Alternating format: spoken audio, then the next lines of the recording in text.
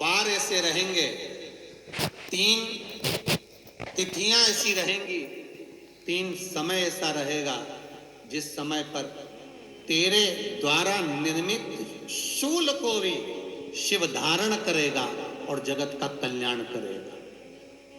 3 दिन, 3 तिथियां, 3 बार, 3 नक्षत्र, 3 घड़ी, 3 पल।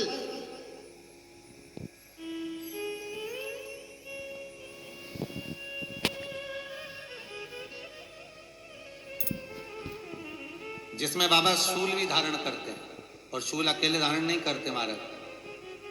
जो धतूरा होता है ना, दर्शन करें धतूरे के, कांटे कांटे सा होता है धतूरा, तो वो धतूरे के साथ में बाबा शूल धारण करते हैं। बेलपत्री के शूल को, ये बहुत बहुत आनंदमय कथा है महाराज जी। जिसके जीवन में हमेशा कांटे ही मिले हैं।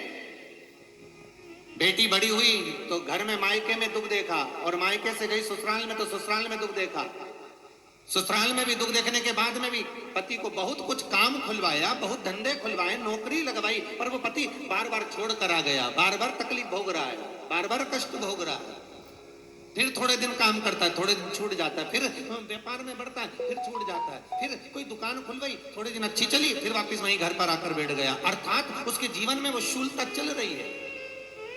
तो बाबा देवाधिदेव महादेव कहते हैं, ये 3 घड़ी, 3 पल, 3 नक्षत्र, 3 समय, 3 दिन में जो शूल मुझे समर्पित करता है, उसके जीवन से मैं शूल हटा देता। वो 3 दिन लिखे स्कंद पुराण।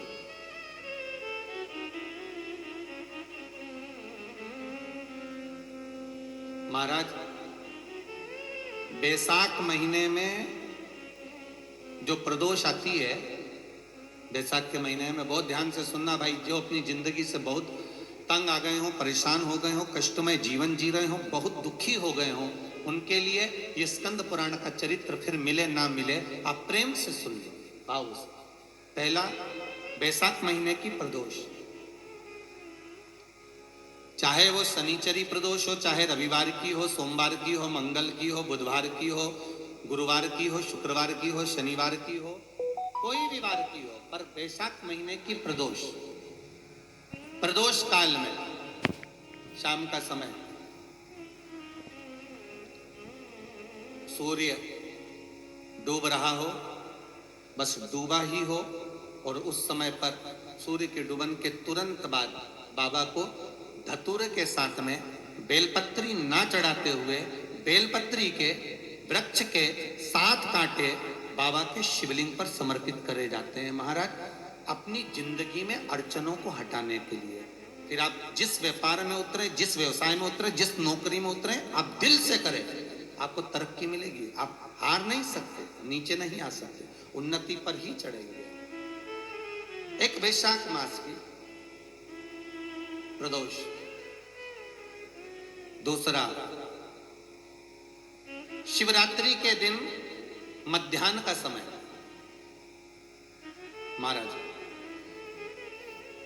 जो बड़ी शिवरात्रि होती है माघ की, बड़ी शिवरात्रि के अंतर्गत मध्याह्न का समय, दोपहर के ठीक 12 बजे,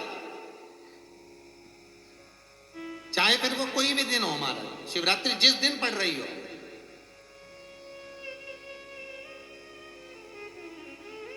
उस दिन भी धतूरे के साथ बाबा को 7 कांटे बेलपत्री के वृक्ष के समर्पित होते हैं महाराज। इसमें आप ये वाले जो कांटे हैं, जो शिवरात्रि के दोपहर 12 बजे वाले हैं, अगर कोई मदिरा पीने वाला हो, व्यसन में डूबने वाला हो, कोई जुआ खेलने वाला हो, कोई गलत वैश्यावृत्ति करने वाला, या अपने मार्ग से विचलित कोई व्यक्ति है, उसके लिए भी ये कांटे बहुत काम आते हैं। दूसरा, पार्वती, तेरे द्वारा तेरे नयन अश्रु से जो प्रगटा हुआ बेल का वृक्ष है, द्वितीय शूल में वहां धारण करता, तृतीय शूल, तीसरा शूल जो वर्णन करा गया महाराज, भगवान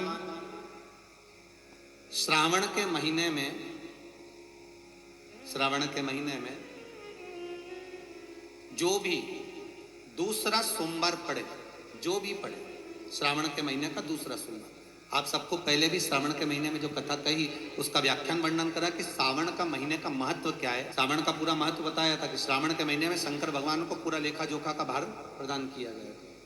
दूसरा सोमवार, श्रावण के महीने का जो दूसरा सोमवार होता है, उस दूसरे सोमवार में रात्रि के समय पर, अर्थात शास्त्र अब घड़ी और पल का स्मरण करेंगे तो रात्रि के बजेंगे 10 से 12 बजे, महाराज 10 से 12 के बीच में धतूरे के साथ बाबा को शूल समर्पित होता है। महाराज ये भी हमारी बाधाओं को, हमारी तकलीफों को, व्यापार व्यवसाय के लिए, नौकरी सर्विस के लिए, बहुत सारे एग्जाम में आप बैठ लिए, गवर्नमेंट एग्जाम के लिए बैठ लिए, नहीं हो रहा, ये 3 बार मेरे शंकर को बेलपत्री के वृक्ष के शूल समर्पित होते हैं, उसका आनंद पाना और उससे अपने को सुख प्राप्त हो।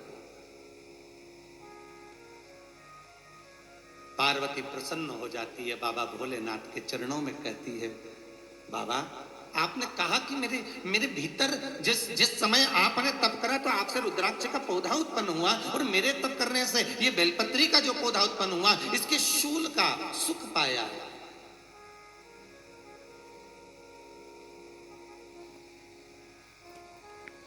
इसके शूल का सुख मुझे प्राप्त हुआ है, आनंद मुझे प्राप्त हुआ है। महाराज बेलपत्री का पत्ता, बेलपत्री का कांटा, अब माता पार्वती दूसरा संवाद कह रही है बाबा भोलेनाथ जी से, बाबा मेरे द्वारा निर्मित इस बेलपत्र के वृक्ष में जो फल लगता है, वो फल की महत्वता मैं सुनना चाहती हूं।